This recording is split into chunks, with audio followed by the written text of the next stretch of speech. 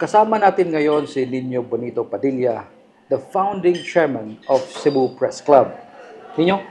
Oy, magandang araw sa iyo. Magandang umaga, hapon, gabi sa mga nanonood sa atin. Okay, let's get straight to the point. Puwersa Balita. Puwersa Balita. Ito, this is medyo mag-deviate tayo about journalism. And you being one of the, I would say, a veteran broadcast journalist, kukunin ko lang opinion mo regarding sa nangyayari sa DPWH.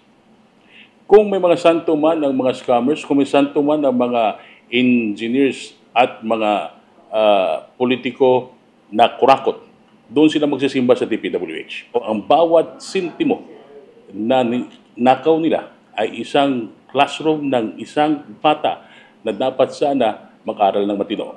Ang bawat pera, bawat libo na kanilang kinukurakot ay dapat sana ay pagtulong na sa ating mga magsasaka na problema tuwing may baha.